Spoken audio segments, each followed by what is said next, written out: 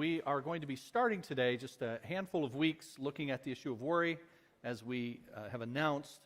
And I might get you some notes for these handful of weeks, but you don't have any today, so you just have to listen to me. So I know some of you are sitting out there saying, "Did I miss my notes when I came in?" No, you didn't. I just don't love you enough to prepare the notes for you for today's session. But we'll be looking at that and starting that in just a moment. Let me remind you of some things that are coming up. Tonight at 6 o'clock is our annual adult Christmas fellowship. It is for adults.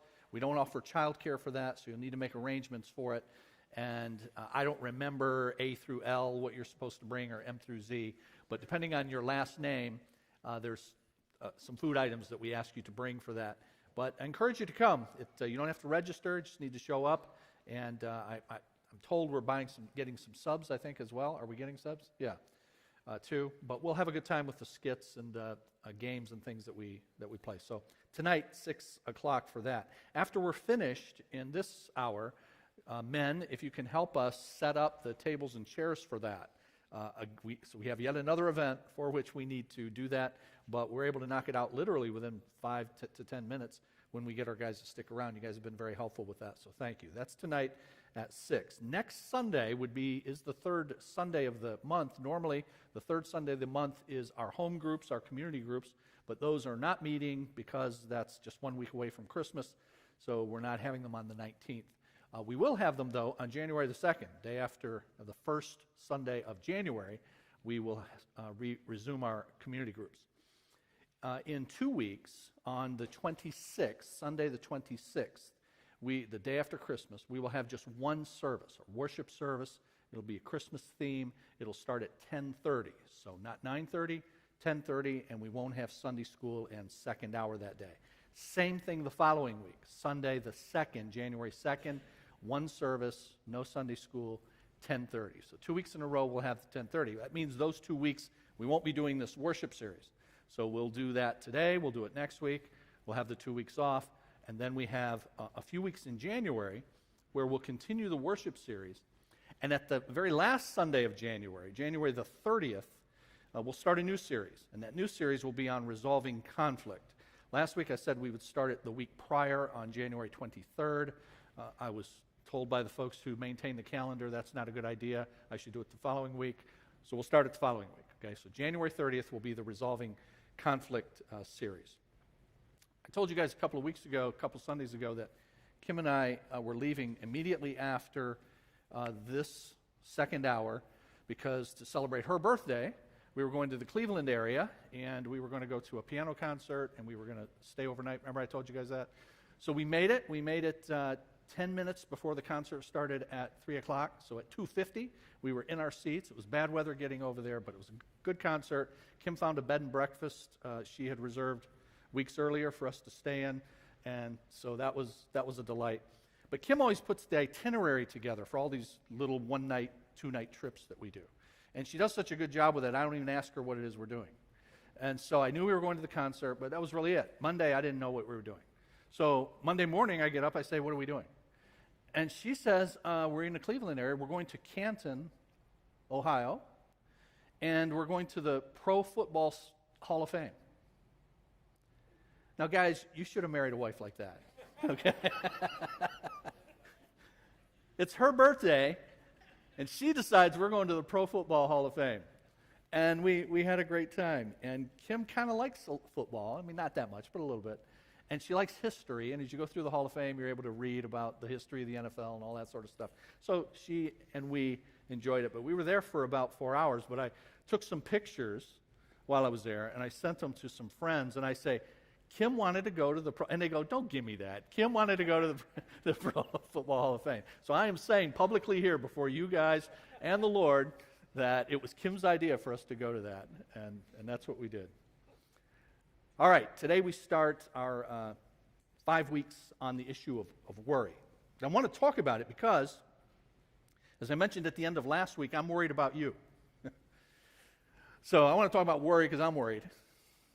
And I'm worried about how much you're worrying. Because I'm hearing and have been for the last few years, I've just been hearing a lot of worry. I just hear people just say to me in casual conversations, what they're worried about. They're just worried about what's going on in the world and what's going to happen, and they're fearful about what's happening. And I come away from those conversations, and I'm concerned. I'm concerned as a friend. I'm concerned as your pastor, because the Bible has stuff to say about worry. In particular, don't do it. So if we have people doing it, and then doing it in seemingly increasing quantities, then I want to delve into that. I want to know what's going on with that, and then try to help with that as best we can from God's Word. So in the last few years, that anecdotally, that's been my experience. I'm hearing more of it. And anxiety, worry, anxiety, it's a big deal today. When I was a kid, I had never heard of a panic attack. I don't know when that came into the vernacular, but I had never heard of that. But now you hear about it a lot, and I have very close people who, and very good people. So this is not judgmental what I'm saying here. I'm just making these observations about the fact that worry and anxiety appear to be increasing. Now, I'll say some things in a bit that will challenge whether or not they're increasing. When I was a kid, I never heard panic attack, but I would hear my parents talk about someone having a nervous breakdown. You don't hear that as much anymore, but I used to hear that. And as a kid, I would wonder what that meant, what happened, that someone had some kind of break with reality, something that happened, and they just broke down and they weren't able to function as they normally had. I remember my mom and my aunts sometimes talking about taking what they called nerve pills. They called them nerve pills. And I remember that. But that was the terminology.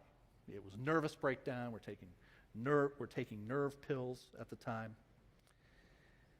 And whether there's more of this actually happening now than was happening then is difficult to quantify.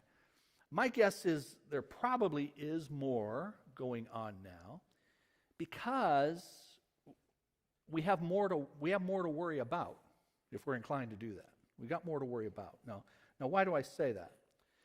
Well, we're more affluent than we've ever been.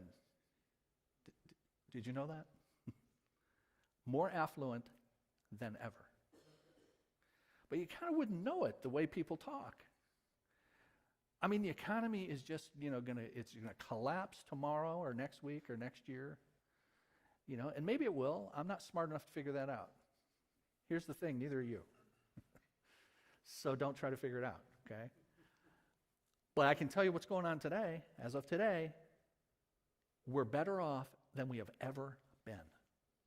We were better off last year, so I'm not attributing that to a new administration. The last administration had us better off than we've ever been. But the news you get doesn't necessarily tell you that.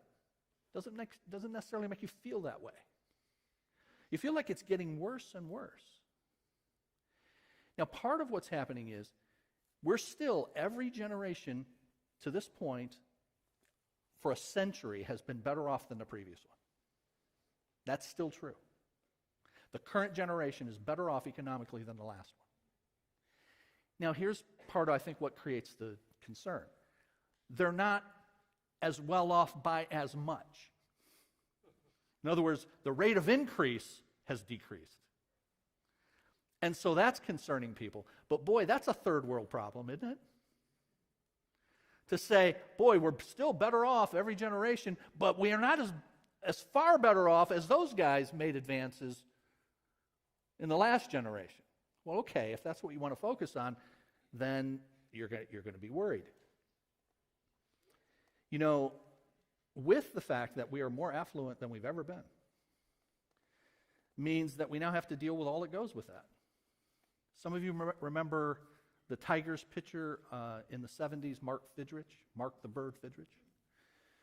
So I think I have this right. I should have Googled this to make sure, but I think I have this right. In 1976, when he had this phenomenal rookie season, and he went 19-9, he started the season 10-1. He was the starting pitcher for the American League All-Star game that year. But I got all that right. The part I'm not sure about, but I think I'm right.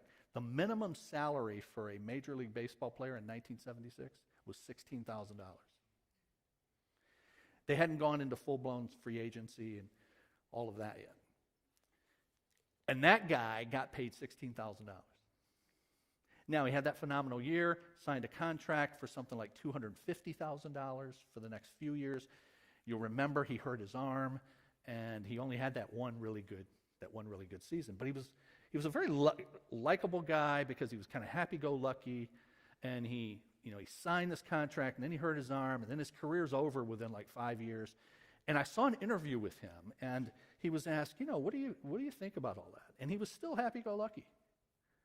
And he said, with every dollar you get, there's a problem that goes with it. That's what he said. So he just took the attitude that, dollars don't define me. Money doesn't define me. My identity, he was a guy who was putting his security in his identity, a la our last series, which I'll be alluding to if we get to it today, and doing so rightly. But most people don't do that. Now, part of the reason we don't do that, and therefore I think part of the reason that there is more worry, anxiety today than in the past, is because we have more exposure to more issues than we've ever had. You've got more exposure to more information than you've ever had, ever in the history of the world. People have not had at their fingertips the information that we can get, and gets flashed at us all the time. So you got your smartphone's flashing stuff at you. You got your laptop's flashing stuff at you. You got the radio, you got cable TV, and when I say flashing, I mean flashing, right? Pop-ups, it flashes so that there's clickbait, so it catches your attention, so that you go into it. And ad revenues are made by having you do that. So we gotta flash and pop and, yes, scare you in order to get you to click, so that the ad revenue, every click is money. That's how money is made on the web. So the increase in exposure to information now gives you this quantity of stuff to worry about. That's why I said, yeah, it probably is worse today because there's more stuff to worry about. Because you're exposed to more stuff. Further, the more you observe, the more observant you are, the more things you've got to worry about. So all of us have more information. All of us. Observant, whether you're oblivious or you're observant. We all have the information. But some of us are more observant than others. I'm observant in certain contexts, but for the most part, overall, I'm really not terribly observant. Kim will say to me, "Did you see?" And I go, "What? No, I didn't see." She's observant. She sees all kinds of detail. Which then, what that means though, she sees all the details, she sees all the stuff, that means there's more for her to be concerned about because she sees more things than I do. And I have her permission to mention this, but Arlene is her mother's daughter in that regard. She's like me in certain respects, but she's like Kim in that respect. Lainey sees everything. Lainey catches everything. When she was little, she caught everything. She's just wired that way. Her little sister Annie saw it. Lainey knows everything. She sees everything. Kim's with them at the zoo. We're all together. We were there, I think, at Calder's Dairy Farm, and they had some turkeys there. And Kim's always trying to point the girls to the Lord, and she says, to Annie, "Who made the turkey?" And Annie goes, "Lainey did." Lainey did. But from a little girl, Lainey, before she could talk, she's looking around. She's observing everything. She sees everything. It meant, one, she didn't sleep because she's always looking around, always observing, and she feels like she's missing something if she goes to sleep. So that was a couple of years of difficulty. But it went further as she grew, always observing what was going on. And the more she observed, she's a smart girl, and so she's picking things up. She hears things, and she's absorbing those things, and she recognizes what can go wrong with all of those things. So that manifests itself in a number of ways. One of them is kind of humorous. We were just joking about it the other day, my wife and I. When the girls were little, my day off is still Monday. It was Monday then. She was homeschooling the girls, so on Mondays we could go and do things that the other kids are in school and families are at work, and Mondays were really cool days for us because we could go to places and we had it to ourselves if the place was open. You know, some places are not open on Monday, but if you find places open on Monday, you got it to yourself. And so some of the times we would go to these indoor playground things, you know, that they have. So there's Caesarland back in the day, and so we would have that all to ourselves. There was one up at Great Lakes Crossing called Jeepers Creepers. It was like and they had a little roller coaster in there. And the girls get on the roller coaster, and they're the only ones on it. And the guy operates it, and it goes, and it does its thing for about 3 or 4 minutes. And then it stops, and they go, "We want to go again." So the guy hits the button again, and then they go again. And it goes about the 5th time. This is a true story. And I'm just there, you know, I'm just drinking a coffee, and they're going around. And then about the 5th time, the guy who's operating the thing says, "No, you can't go anymore." Now, we had an all-day pass, by the way. We had to, and they were like, "Oh," and then I go, "Oh, they can't go anymore? There's a limit?" He goes, "No, I'm not doing it anymore." I go, "What?" And he says, "What if they're going to get sick?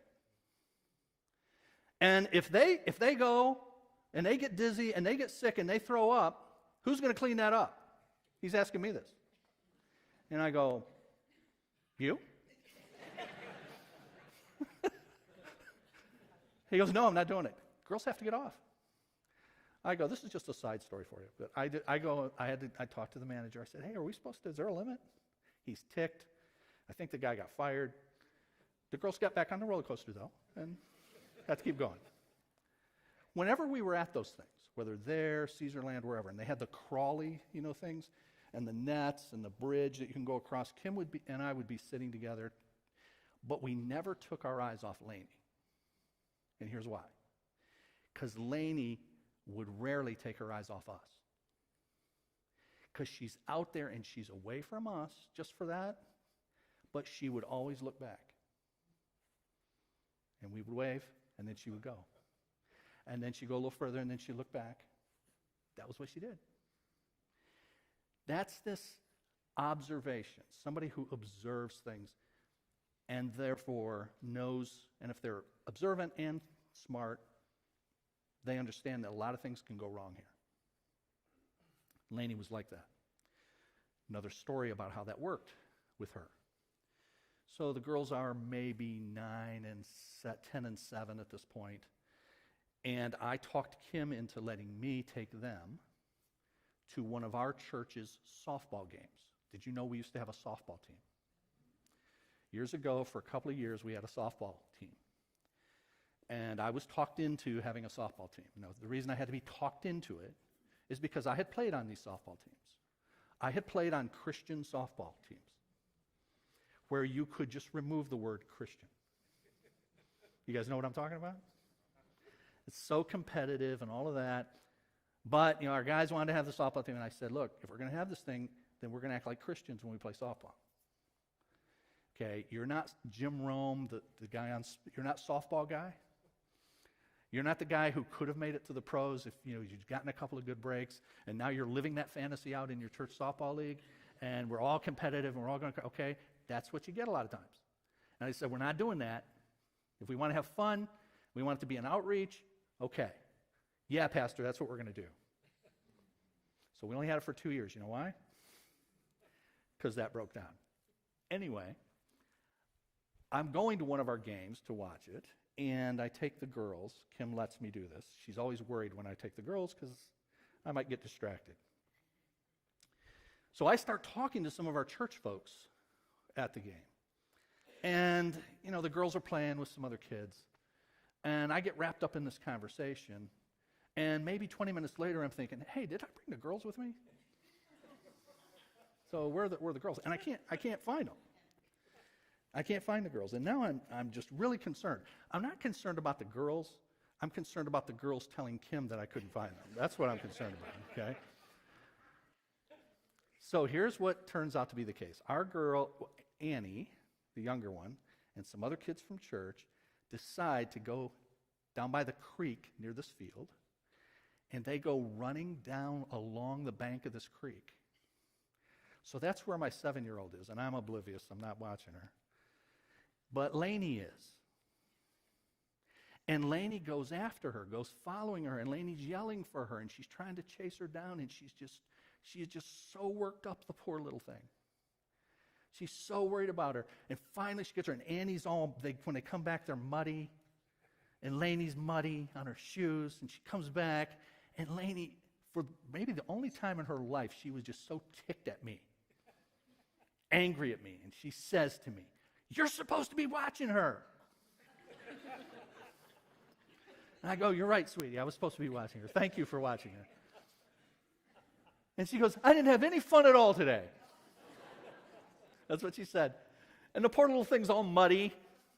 And Annie's muddy, but Annie's thrilled that she's muddy. And we had to go home, and Kim said, "How'd you guys get so muddy?" And I said, we had to help a woman push her car. So that just stays between us, all right? So Lainey, all right, goes on. Lainey starts school. We were homeschooling. She starts school in 7th grade, conventional school. When we take her to school, she is so worried when she goes into class that every day she throws up. Every day. I take her to school. And when we're getting out of the car, I have to help Lainey go into her class that she went into late for 3 months at the beginning of the school year. Every day. Because we had to get through this. 3 months, every day of school, throwing up.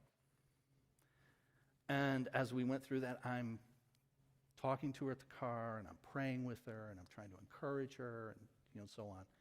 3 months worth. Meanwhile, at home, Kim and I are trying to teach her principles like we're going to go through here. And she got over it, thank God. I say she got over it. She improved with it immensely. And she started going to school, and she just would run into school and over time, but it took a very long time. When she graduated high school, 6 years later, she gave a speech in front of the auditorium. And she had no trouble getting up in front of all those people doing that. And she gets up in front of people now. But that's all God's grace, getting her from where she was to where she is. And to this day, now she's married, and she's got home responsibilities, and she's trying to juggle all those, and we all know how we can remember that. And so she's trying to process that, and she's still got that very active and observant approach. And so it's still a struggle, but not like it was, but still a struggle. Thank God, improved. I tell you all that with her permission because we observed in our daughter that part of what made her so susceptible to worry and anxiety was how observant she was. So if you are an especially observant person, you are more susceptible than those of us who are just happy-go-lucky, and we just kind of, that's more me. Kim's more susceptible to it because she's very observant. Lainey's the same way. So those of you that really struggle with this, I want you to consider that part of the reason that you really struggle with it is because you are wired differently than some of the rest of us. So as I go through this, you're going to see that, yes, there are some things you're doing wrong, in terms of how you process those observations, what you do with them. But I don't want that to lead you to more anxiety, because then you say, oh, I'm just a big fat sack of sin. What a loser I am. Because that'll make it even worse for you. No, you are made by God uniquely. Lainey is made by God uniquely. Kim is made by God. Annie and I we're all different. And therefore we all struggle in different ways. So if you are that kind of profile, then you are going to have issues with that a person like me does not. That's what I'm saying. Stress has become a part of daily life. We worry about our jobs, about our relationships, about our families, and everything in between. There's no lack of remedies for anxiety. No solution, though, seems to offer true peace for so many people. And so with so much going on in our lives, is it even possible to live worry-free? Well, God has given us his guidebook for life, and in Scripture, God does have the cure for our cares, and we want to see what that is. Anxiety, fear, worry, stress, these have become familiar words in our day and familiar experiences. Some extreme displays of anxiety are becoming frighteningly common in our society. They're usually related now, hear this, to an unfounded fear so overwhelming and so overpowering that it clutches a person's heart, forces the heart to beat faster, produces chills or perspiration, and makes the person to feel completely unable to cope with the moment. That's describing something like a panic attack. But notice the word here. They're usually related to an unfounded fear. It's the unfounded piece that we have to deal with. That happens. People get in these situations. Here's a woman who wrote about her experience in an article called "I Was a Prisoner of Panic Attacks." She said, while interviewing with my prospective employer, something terrifying happened. The windowless room where the interview took place closed in around me. The air became thin. My throat tightened, and the rushing in my head became deafening. All I could think was, I've got to get out. My mind and heart raced for what seemed an eternity as I feigned composure. Somehow I made it through the meeting without giving my interviewer a clue that I had been seconds from fleeing his office or passing out on the spot. I endured a rush of flight or fight instinct one usually experiences in life-threatening situations. That's how she describes what she went. She made it through it, but that was what was going through her mind. But here's the reality. She says this is the kind of thing you normally go through in a life-threatening situation, but here's the unfounded part. She wasn't in a life-threatening situation. And yet, that had been processed in her mind such that it came out in that situation. So anxiety at its core is an inappropriate response in light of the circumstances. So note those words, unfounded, inappropriate response. We react to something in a way that's not matched to the reality of what's happening. It's unfounded. I'm reacting to something like it's life-threatening that's not life-threatening. So that's why it's called unfounded. And then the response in turn is an inappropriate one then to this particular situation. Now, let me deal with this issue, and that is, what's the difference between legitimate concerns that we all have in life and then worry, anxiety that becomes problematic? So what I'm talking about here and what we want to try to address in the next few weeks is very different from the cares and concerns in life that cause people to attend to business in a responsible way. Stress and pressure, instead of being things to avoid, strengthen us to accomplish the challenges and that God puts in our life. The Apostle Paul wrote that apart from the unrelenting external pressures that he had to face, such as persecution, hardship, and imprisonment, he also had daily upon him the internal pressure of what he called the concern of all the churches. And that word concern is the same word for worry in Matthew chapter 6, where Jesus says, do not worry. And here's Paul saying, I'm worried about all the stuff that's going on with that. I'm concerned about What's happening with all these churches that I've helped plant and mentored? In spite of that, he had room in his heart to feel anxiety, the anxiety of others, because he went on to write, "Who is weak, and I do not feel weak? Who is led into sin, and I do not inwardly burn?" But Paul wouldn't have had it any other way. In fact, that kind of response to pressure is what Paul looked for in those who would serve with him. He commended his son in the faith, Timothy, to the Philippian church, saying, "I have no one else like him who will show genuine," and here's the word again, "concern for your welfare." He's worried about you. He's concerned about you. And that's, I was joking with the play on words when I said, we're going to talk about worry. I'm worried because you're worried. But that's precisely what they were doing. So we want to see, though, what's the difference there? What's the difference between this legitimate thing that Paul and Timothy are doing and then this illegitimate, inappropriate, unfounded thing that so many of us do? So what's the difference between legitimate concern and illegitimate worry? Legitimate concern, illegitimate worry. The difference, how do you know if you're doing one or the other? I'll give you two things. You're engaging in legitimate concern if it gives you motivation to perform your responsibilities. You're engaging in legitimate concern if it motivates you to carry out your responsibilities. Conversely, you're engaging in illegitimate worry if you lose your motivation to carry out those responsibilities. And that's many times what you hear from people who are caught in this. I can't get out of bed. I can't do my stuff. I don't want to do my stuff. I'm not motivated to do my stuff. So it's legitimate concern if it motivates you to carry out your God-given responsibilities. That's what Paul and Timothy are doing. That's a good thing. That's what you need to do at work. You need to be concerned about, hey, if we don't get these orders filled, what's going to happen? If I don't get my work done, what's going to happen? If I work in a medical environment, if I don't carry out my responsibilities, what's going to happen to these patients? So that's legitimate concern that motivates me to carry out my God-given responsibilities.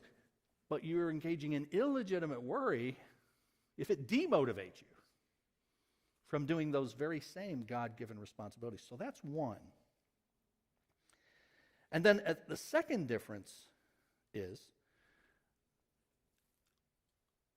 concern motivates positively. Legitimate concern motivates you positively. Illegitimate worry immobilizes you with dread. Immobilizes. Legitimate concern motivates you positively. Illegitimate worry immobilizes you with dread. Now, dread of what? All the stuff you're hearing, what might happen. Your personality might be one of these really observational types that sees more than the rest of us do. The scope of the things that you're immobilized by because you're concerned about what might happen can be unlimited depending on who you are and how much you observe and, frankly, how smart you are. So anyone who knows and loves the Lord, though, here's the good news. You're capable of handling pressure in the right way. The wrong way to handle the stresses of life is to worry about them. Jesus said in Matthew chapter 6 3 times, "Do not worry." Paul said in Philippians chapter 4, "Be anxious about nothing." We allow our daily concerns to turn into worry and therefore to turn into sin when our thoughts become focused on changing the future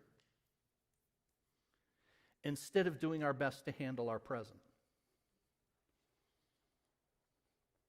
So you look down the road at what's going to happen, and I have to somehow account for that. Well, guess what? You can't do that. What Paul did, what we need to do, what God tells us to do, he worries about, he concerns himself with the future. We concern ourselves with our present circumstances. Those kinds of thoughts are unproductive. They end up controlling us, though it should be the other way around. We should control our thoughts, but our thoughts end up controlling us, and they cause us to neglect other responsibilities and relationships. So, this is what I find with lots of people who struggle with this, that they are often worried about what might happen. That's what might happen, that future piece. Well, what are the possibilities, guys and gals, with what might happen? I mean, let's quantify how many things might happen. That's unlimited, isn't it? So if your mind then is focused on what might happen, that means that you now have an unlimited supply of stuff to be worried about. Add to it, if you're one of the personality types that's very observant and you're very smart and you're getting stuff thrown at you, and then you put now I'm going to try to control the future, and I've got an unlimited supply of stuff that I need to worry about, we think. So they end up controlling us. And so we neglect other things that God tells us in the present to do. And that brings on, now here's the cycle, brings on legitimate feelings of guilt. And if we don't deal with those feelings in a productive manner by getting back on track with our duties in life, then we're going to lose hope instead of finding answers. When those kinds of things are left unresolved, anxiety can debilitate your mind and your body, lead to panic attacks. Now, notice what I said there, if left unresolved. Here's what we tend to do. We tend to focus on events when we should focus on process. I'll explain. We tend to focus on events when we should focus on process. Now, here's what I mean. I'll give you some examples from other realms besides worrying. Did you know that nobody ever just engages in the event of adultery? That event doesn't just happen. Did y'all know that? I mean, I just want everybody here to know that. That if you ever commit adultery, don't come to me and say it just happened, because I'm not buying. In fact, I'll tell you a story. I'm so committed to this principle that I was in the living room of a couple where the husband had been told by a friend that this friend saw his wife at a gathering kissing another man. And the guy went and confronted his wife, and his wife said, "Yeah, I did that. This was a flame from high school, and this guy was just beside himself, and he called me." And I go over to the house. And I've got these two people there, and she's explaining the situation, and we were at this thing, and we were in this hallway, and then I'm just thinking to myself, that doesn't just happen. I'm convinced that does not just happen. I'm thinking all this to myself. And so I say, in their living room, like I'm a prophet, like I actually know, I don't. But I say with great authority, there's more to this. And she freaks out. Because guess what? And she thinks I know more than I know. I don't. I'm just going, that doesn't just happen in isolation. No, there's more to this. And then she confesses right there. And it was horrible. It was horrible. But it was yet another confirmation. We tend to focus on events when in fact we should focus on process. That stuff doesn't just happen. A lot of people look at King David and his adultery with Bathsheba. And, David just happened to be in the wrong place at the wrong time. I mean, he's just minding his own business, and he sees this naked woman taking a shower, and, what could he do? I mean, that's what, she's bathing on the road. And it's her fault anyway. Why is she bathing out there in the open where a guy, can see her? I mean, I've heard this kind of stuff. David set this whole thing up. Process. It didn't just happen. Adultery does not just happen. You've had many episodes where you've thought about someone else. You've allowed your mind to go in a direction it should not go. Murder does not just happen. You know, we sometimes say, man, somebody just went off. That kid in that school just went off. No, that kid in that school did not just go off. What that kid in that school did was he or she took every slight that they've considered a slight over a long period of time, and they've internalized that, and they've built up this hatred so that, and then what do you see the pattern of? The doodling, I can't wait to take care of these people, and finally I plan it and I go and do it. You know, when I was in college at first, before the Lord called me to be a pastor, I thought, you know, I want to be an attorney. That was what I was first going for. And then I realized, you know, in order to, there's a zillion attorneys out there. I learned this. I was told this. And if you're really going to make it as an attorney, you got to get into a top law school. And the chances of me getting into a top law school. So I ditched that and I went into the computer field. And then later the Lord called me into ministry. But as I was thinking about the attorney thing, the legal career, there were a couple of things that I would like to have gotten into. And one of those would be to challenge the insanity defense. The idea that people just snap. Because I'm convinced snapping doesn't just happen. You know, you're not just walking along one day and all of a sudden you just snap and then you just start shooting people. There's a process. There's the event, but there's what precedes the event. We need to think about those. When we think about then our inappropriate concern that becomes worry. If you don't deal with the process, that's when the event happens. So the reason some of us then are in the position where we are, where we have this, and especially if you have this on a regular basis, it's because on a regular basis, you're not dealing with the process. You're not processing the stuff that's being coming at you, the fact that you're a more observant person than most, maybe higher intelligence than most, and so you can think quicker about all the things that can go wrong. You know, all kinds of things are happening to you that aren't necessarily happening to me. You have to process those, though, in a biblical manner. And if you don't process them, now they'll become an event. So I encourage us in so many areas of life, focus much less on the event and focus on the process. Now, last thing, because I only got 2 minutes left.